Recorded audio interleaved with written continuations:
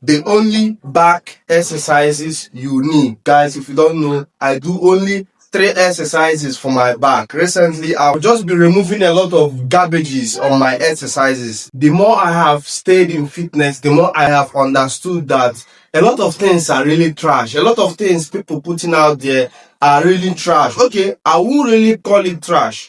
Maybe it's working for them, but we all need to be efficient. Just go straight to what works, then you repeat it instead of doing a lot of trash, thinking to get the best out of it. I like to go straight to what works and do it repeatedly. That will save me time, that will save me effort. And in this video, I'll be sharing with you all the only back exercises you need. Let's jump straight to it. Number 1 is exercises for back width. Okay, when you're training your back, you should be thinking about width, something that will give you good back size. And for you to effectively achieve this, you have to think of any exercise that is coming from up to down, or you're going from down to up. That's the only exercise that will help you get a lot of back width. Okay, that will target more of the lats. And for me, I start my back exercise with the pull-ups. The pull-ups allows me to get this back width that looks so good. And one thing about the pull-up is a compound exercise. I do it first. When I do it, it helps me unlock a lot of other muscles that will help me efficiently train my back properly. Yes, you can still do isolated, but I recommend you start your exercises with a compound movement. And I do pull-ups. They are so great. They unlock all my back muscles and allow me to fuel my exercises. And also, it's a good exercise that is coming from down to up, or from up to down, however way you want to see it. This gives you a lot of back width. So most people might not really be able to do pull-up. If you're not able to do pull-up, you can still do the lat pull downs. The lat pull downs are just a good equivalent for pull-ups. Or you can still do the V-bar pull down. Okay, instead of the straight bar on the lat machine, you can just put a V-bar and pull it straight to your chest. All these are a very fantastic exercise to get more of the back width. Okay, now if you want to effectively do your pull-ups very well, there's one thing I recommend. Make sure you see your hands as hooks. And the only way you see your hands as hooks is if you make it thumbless. Most of you, you're doing pull-ups and you're holding the bar with your thumb. That will make your bicep get more of the effect, because the pull-ups still works on the biceps indirectly. And we don't really want to work on the bicep. What we want is our back width. So what you do is grip the bar with a thumbless grip. Okay, this will help you see your hands more like hooks. Now, should you focus on the pulling, the up and down movement? Hell no. Focus more on the muscle you're trying to work on. That's the back, the lats. Focus more on the contraction. Focus more on moving slowly and calmly. For me, I don't really go for the reps. I don't really go for the weight. I'm all about anything that will help me do my movement without having to move with momentum, without having to go so fast as if I'm pacing anything. Most people are just after getting so much reps and they forget about the contraction, forget about the mind muscle connection. This will make you not to train your back effectively.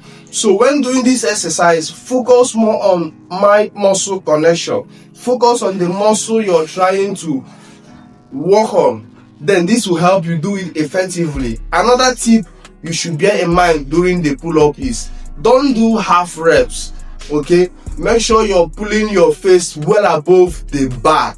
That will help you get the best out of this exercise. Then the second back exercise I use is for back thickness. Okay, did you see how I'm listing the points? I'm not telling you do this for the lats, do this for the rhomboids. No. When you're working the back, most times one exercise can target multiple muscles. You don't really need to separate all the muscles in the back and start targeting them independently. What you need to focus on when working on your back muscle is, like I said, the first one, back width.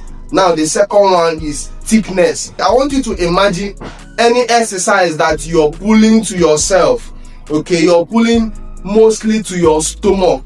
Any exercise you're pulling to yourself, more especially to the stomach, will help you get more of back thickness. And some of the examples are single arm dumbbell rows. I use single arm dumbbell rows myself, but if you think you need more contraction, I can recommend the cable rows. Okay, single arm cable rows. One thing about the cable movement is it puts you in place, and also the returning effect it gives. Okay, you just more like focus on controlling the movement instead of stabilizing. One thing about dumbbell is it destabilizes you, but if you can still maintain good posture while doing it, then it's fantastic.